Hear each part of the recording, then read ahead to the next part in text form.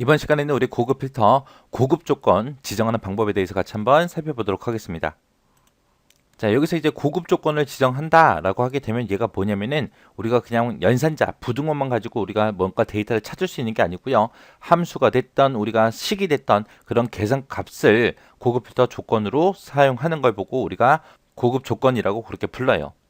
그래서 여기서는 이제 조건을 지정할 때 함수가 됐던 식이 됐던 그런 걸로 우리 작성하는 걸 보고 얘기한다라고 그렇게 기억하시면 됩니다. 여기서 이제 여러분들이 하나 기억하셔야 될 게 조건을 지정할 때 조건을 쓰잖아요. 그죠? 그 첫 행에는 우리가 필드명을 쓴다 그랬어요.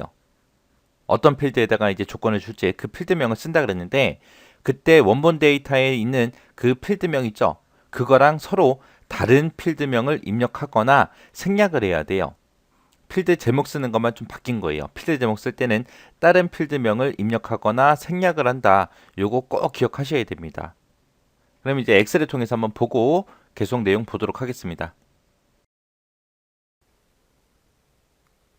자, 지금처럼 이런 데이터가 있어요. 여기 예제 문제를 보니까 매출 수량이요. 매출 수량 그럼 지금 이쪽에 있는 거죠. 이 매출 수량이 평균 매출 수량보다 크거나 같은 그 레코드만 출력하시오. 그렇게 돼 있어요. 근데 지금 여기에는 평균 매출 수량이 있어요, 없어? 없어요. 평균 매출 수량이 따로 없기 때문에 우리가 고급 필터 조건을 작성할 때 우리가 에버리지라는 함수랑 같이 이제 써야 된다는 거예요. 평균이 없으니까 내가 직접 에버리지라는 함수를 가지고 평균을 구하고 그 평균보다 크거나 같은 것만 추출해 달라. 그렇게 이제 조건을 써야 되는 거예요. 그때 이제 우리가 조건을 작성할 때 지금처럼 함수식을 써야 돼요. 아니면 계산식을 써야 돼요. 그런 식으로 이제 우리가 조건을 작성하게 되면 이 엑셀에서도 그 계산식이 됐든 함수식이 됐든 그런 것들을 계산을 하고 이제 값을 비교해서 그 조건에 맞는 것들만 이제 추출을 해줘야 되는데 그런 것들을 계산을 할 때 이제 엑셀에서 가상의 필드가 이제 하나 만들어지면서 이제 그게 계산이 되는 거예요. 그래서 우리가 기존에 가지고 있던 이런 매출 수량이다 해서 이런 매출 수량이라는 제목을 쓰면 안 됩니다. 지금 이곳에 존재하지 않는 우리가 제목을 써줘야 돼요. 아니면 우리가 조건을 쓸 때 그 제목 쓰는 자리 있죠? 그것을 이제 생략하고 우리가 써도 됩니다. 자, 일단은 이 문제 한번 풀면서 같이 한번 보자고요. 자, 지금 여기다가 C의 11번 요 셀에다가 우리가 조건 제목을 쓸게요. 조건 제목은 평균 매출 수량이다. 이렇게 이제 작성할 거예요. 그리고 그 밑에다가 이제 조건을 써야 되는데 여기는 지금 값을 비교할 때 평균 매출 수량이랑 서로 비교할 거예요. 근데 여기에는 이제 평균 매출 수량이 없기 때문에 그걸 이제 에버리지라는 함수를 가지고 이제 계산을 해줘야 된다고요. 해서 에버리지라고 써주고 평균을 어디서 구해라? 이 매출 수량 이 데이터를 가지고 평균을 구해달라. 이렇게 이제 작성하면 되겠죠. 이렇게 해놓고 엔터를 치게 되면 이 매출 수량의 평균이 이만큼이다. 그렇게 나올 거 아니에요. 그때 이제 내가 구해놓은 이 평균보다 크거나 같은 걸 찾아야죠. 어디에서? 이 매출 수량의 첫 번째 데이터에서. 이 첫 번째 데이터부터 시작해서 이 평균이랑 싹 다 비교를 해라. 비교해서 이 평균 이상인 걸 찾아라 라고 지금처럼 이렇게 써주면 돼요. 그때 이제 조건을 쓸 때 지금처럼 D4하고 첫 번째 셀을 내가 찍게 되면 지가 알아서 뒤에 5번, 뒤에 6번, 뒤에 7번, 뒤에 8번, 뒤에 9번 하고 이렇게 변화가 되면서 이 평균이랑 비교를 해줄 거예요.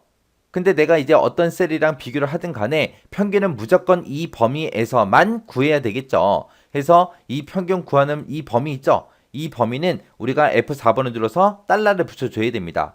무조건 이곳에서 평균을 구해라. 평균을 구하고 나서 D4번 셀부터 비교 시작해라. 그거요.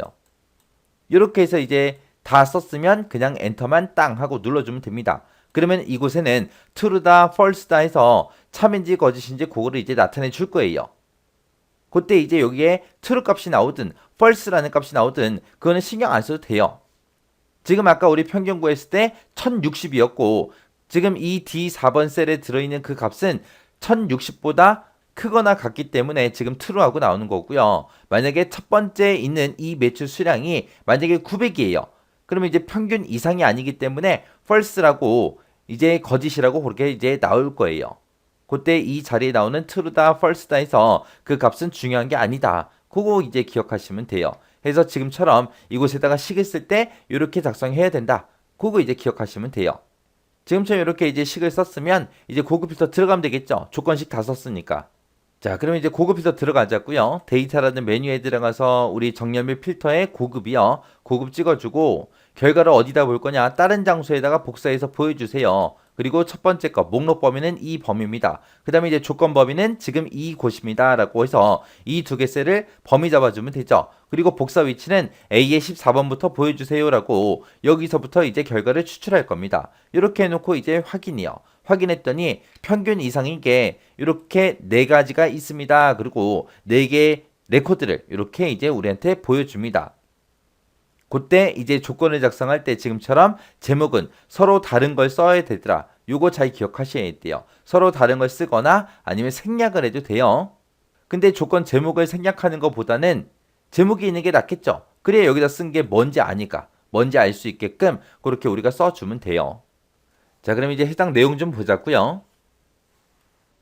해서 함수가 됐든 식이 됐든 이런 계산값을 가지고 우리가 고급 필터 찾을 조건으로 그렇게 지정하는 게 우리 고급 조건 지정하는 방법이고요. 조건을 내가 작성할 때 첫 행에는 제목을 써야죠. 그거는 이제 원본 데이터 필드명과 다른 필드명을 입력을 해야 된다. 아니면 생략을 해야 된다. 요거 꼭 기억하셔야 돼요. 그리고 내가 함수가 됐든 식이 됐든 그런 거를 사용해서 조건을 입력하게 되면 그 셀에는 true가 됐든 false가 됐든 나타나더라. 얘가 나오든 신경 쓸 필요 없어요. 이렇게 식을 작성해서 우리가 조건을 작성해도 우리가 기본 조건 방법에서 사용했던 and나 or 조건 쓰는 거 있었죠. 같은 행에 쓰냐 다른 행에 쓰냐에 따라서 and or로 된다 그랬어요. 그대로 그거랑 똑같이 입력해 주면 돼요. 대신에 부등호 대신 함수나 식을 썼다는 거 그것만 바뀐 거지 and or 조건 쓰는 거는 똑같습니다. 자, 이런 게 이제 고급 필터에서 고급 조건 지정하는 방법이다라고 그렇게 기억하시고 지나가시면 됩니다.